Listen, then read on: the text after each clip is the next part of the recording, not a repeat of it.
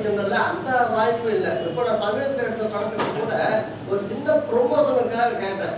எல்லாருமே பேசுறாங்க, இந்த ஃபர்ஸ்ட் லுக்கா ரிலீஸ் பண்ணி கொடு, இல்ல டீசரா ரிலீஸ் பண்ணி கொடு, இந்த மாதிரி நண்பன் அடுத்த கடத்துக்கு போறதுக்கு முன்னால ஒரு வாய்ப்பு ஒன்று கிடைக்கும்ல, அதை பண்ணி கொடுங்க கேட்கிறப்போ, மச்சா நான் பண்ணி கொடுத்தேன்னா வெற்றிமாறன் சாரோட அசிஸ்டன்ட்டுக்கு எல்லாமே அடுத்த படம் பண்ணிட்டு இருக்காங்க மச்சா, அவங்க பாரு அவனுக்கு பண்ணுனா அப்ப எனக்கு பண்ணலன்னு சொல்லிடுவாங்க பாத்தியா, அதனால உன்னோட பேஜ்ல எல்லாம் போட வேண்டாம்ப்பா, என்னோட பேஜ்ல போட்டுக்கிற, நீ பேசி மட்டும் போடு அப்படின்னு சொன்னேன். இல்லைன்னா வாய்ஸ் மெசேஜ் ஒன்று போடு, நான் போட்டோ வச்சு கீழே வாய்ஸ் மெசேஜ் போடு, அதுவும் பண்ணல, வாய்ஸ் மெசேஜும் போடல, நானா பேசிக்கிட்டேன், அவ்வளவுதான்.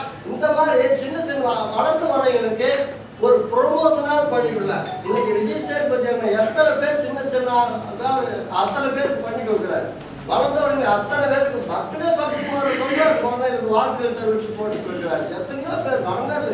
நீயும் நாங்கெல்லாம் ஒரே ரூம் மண்டா இருந்தவங்கடா, ஒரே கல்யாண மண்டபத்துல வேலை பார்த்துருக்குறோம், எத்தனை பேர் வாய்ப்பு தேடி காலில் விழுந்துருக்குறோம். இன்னைக்கு அடுத்த கட்டம் போறதுக்கு உண்டான ஒரு வாய்ப்புக்கு ஒரு ப்ரொமோஷனாக பண்ணி கொடுக்க வேண்டாமா, அதான் ரொம்ப கஷ்டம். இப்ப அந்த படத்துக்கு நாமளும் வந்தோம், ஆனா உங்க பொண்ணு கூட உங்க பொண்ணு ஒரு கதை கேட்டாங்க, அவங்க ஏதாவது உங்க படத்துக்கு பண்ணாங்களா, ஏன் பண்ணல, ஏன் கலவை கேட்டாங்க, அவங்க பெண் வச்சிருந்தா பிரச்சனை கிடையாது, நாய் கேட்டாங்க, கண்டிப்பா பண்ணி அவங்க அப்பாவுக்கு.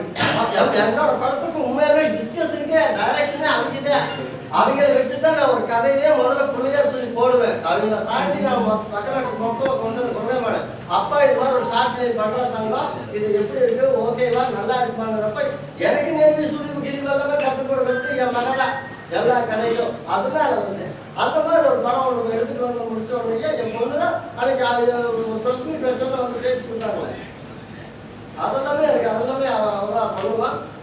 எங்களை மாதிரி இதுதான் நாங்கெல்லாம் ஒரே ரூமெண்டா இருக்கிறப்போ எனக்கு தெரிஞ்சு நாங்கெல்லாம் நானும் சூரி மிர்கா நிறைய பேர் நடிகர்களா இருக்கிறப்போ எங்களுக்கு தெரிஞ்சு அப்போ வந்து ஒரு டைரக்டர் சொல்றது நாங்கள் வெற்றி வீரன் தான். ஏன்னா அப்போ பருத்தி வீரன் ரிலீஸ் பருத்தி வீரன் ஆடியோ ரிலீஸ் ஆகிருக்குது, ஃபுல்லா கேசட் போட்டு எல்லாம் பாட்டு கேட்டுருக்கிறப்போ நான் உண்மையாலுமே பருத்தி வீரன் படத்தோட டைரக்டர் இவ்வளோ அப்படின்னு நினைச்சிட்டாரு. ஏன்னா பருத்தி வீரன் பாட்டை போட்டு கேட்டுட்டே இருக்கிறாப்ல. அன்னைக்கு எப்படி ஒரு பெரிய சினிமாவுக்கு ஒரு பெரிய பதிவா பருத்தி வீரன் இருந்ததோ, அந்த ஜேர்னல் வந்து வெற்றி வீரன் கதையை சொல்றப்போ தமிழ் சினிமாவுக்கு சில அடையாளமான படங்கள் நிறைய இருக்கு. அந்த வரிசையில சத்தியமா சொல்றேன், இந்த பூ காய் கனி படம் வந்து பெரிய அடையாளமா இருக்கும். எத்தனையோ பெரிய ஒரு சில படங்கள் கைவிட்டு என்ற படங்கள் இருக்கு, அந்த வரிசையில சத்தியமா என்ற படம் இருக்கு. மகளுக்கு வந்து நிறைய முன்னாடி நட்சத்திரங்களோட நடிச்சிருக்கிறாங்க. இந்த படத்துல இந்த ஜேர்னல் இதுக்கு ஒரு பெரிய அவார்டு உண்டான படமா இருக்கும். இப்ப சமயத்துல விஜய் சார் இன்னைக்கு எந்த இடத்துல இருக்கிறான்னு தெரியும், நம்ம நாட்டு சிஎம் ராஜ்பவன் சார் இடையில சந்திச்சோம். அவர் சொன்னார், இந்த வருஷம் பொண்ணு வந்து அவார்டு வாங்குவாங்க பாரு அப்படின்னாரு. கரெக்டா அந்த படம் கம்மிட்டு அவர் சொன்னது நடக்குன்னு நினைக்கிறேன். நன்றிங்க. எல்லா பேட்டியிலையும் என்னை பத்தி அவனை பழச மறக்கல, இவரு வெற்றியை பத்தி பேசுறாரு, வேட்டியை கட்டி கொடுத்தாங்கிறாரு, ரூம்ல சோறு வாங்கி கொடுத்தாங்கிறாரு, இப்படி பல பேட்டிகளை என்னை பத்தி சொல்லியிருப்பாரு. நீங்க பார்த்துருப்பீங்க, வெற்றி வீரன் கூட்டிட்டு பாரதிராஜா அந்தந்த படத்தோட ப்ரொமோஷன் டைம்ல என்னை பத்தி பயங்கர சிம்பத்தியா பேசிக்கிறது, எனக்கான ஒரு வாய்ப்பு அமைச்சு தரதுக்கு, ஒரு வெற்றி பெற்ற ஒரு நண்பன் கூட போவது அவங்க நம்ம அவனுக்கு ரெஸ்பெக்ட் கொடுக்கல அப்படின்னு பாடாமலாம் பேசி போது எச்சையும் போல அப்படி தானே பேசுவோம். திடீர்னு நடிகரானோன்னு அள்ளி கூட்டா மரியாதையை கொடுத்துட போறோம் இப்படி போல தானே பேசுவோம்.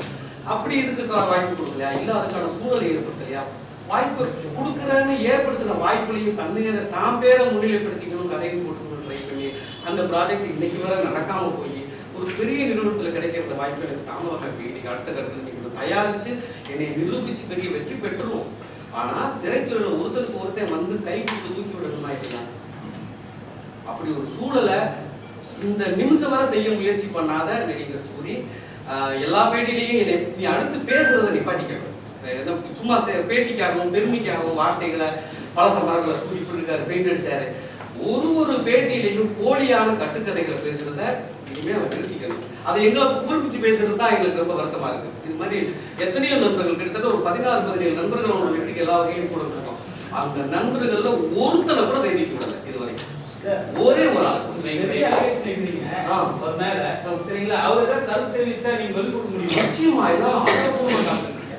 ஆமா, ஆதாரப்பூர்வமா காத்துருக்கீங்க.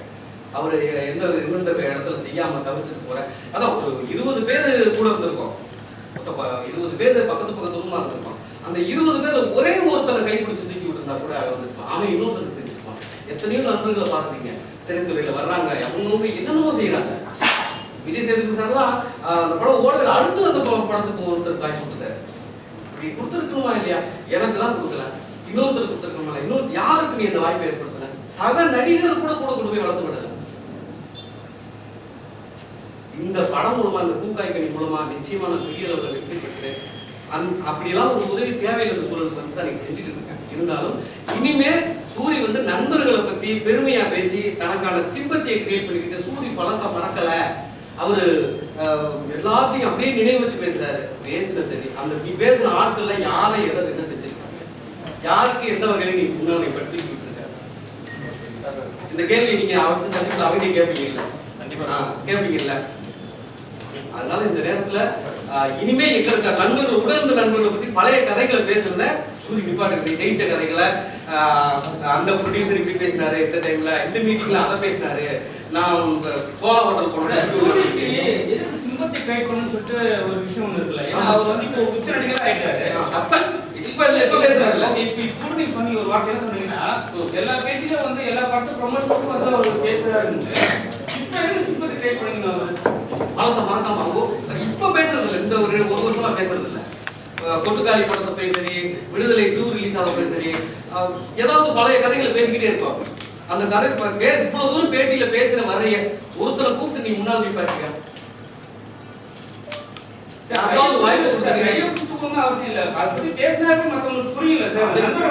சினிமா போராடி இருக்கிற நண்பர்களுக்கு வாய்ப்பு ஏற்படுத்தி கொடுக்குறோமா இல்லையா?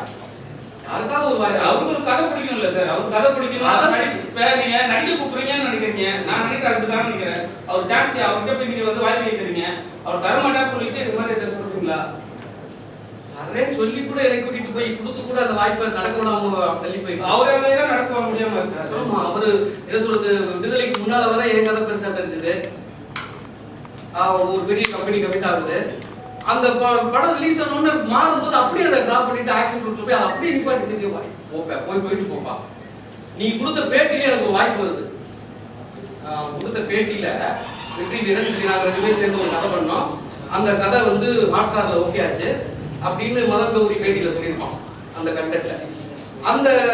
அதை பார்த்துட்டு எனக்கு ஒரு பெரிய ப்ரொடியூசர் அப்ரோச் பண்றாரு. எங்க நானும் அந்த மதுரையில் அந்த காலகட்டத்தில் பார்த்துருக்கேன், அந்த கதையை நான் படமாக்கணும், நீங்க அதோட என்ஓசி வாங்க. ஏன்னா சூரிய ஒரு நடிகராக இருக்கிறதுனால அவரும் சொல்லியிருக்காரு, அவரோட ஒரு என்ஓசி வாங்குங்க, தயாரிப்பாளரோட என்ஓசி வாங்க, உடனடியாக அந்த படத்தை நம்ம தயாரிப்போம் அப்படின்றாரு. அந்த தயாரிப்பு வேலைகள் கிம் கருணாஸ், விஜய் சேதுபதி பையன் 2 பேரையும் போட்டு பேசி முயற்சி பண்ணி கதை சொல்லி ஓகே பண்ணி என்ஓசி கேட்டா இந்த டேட் வரை என்ஓசி கொடுக்கறதுக்கான எந்த முயற்சியும் எடுத்து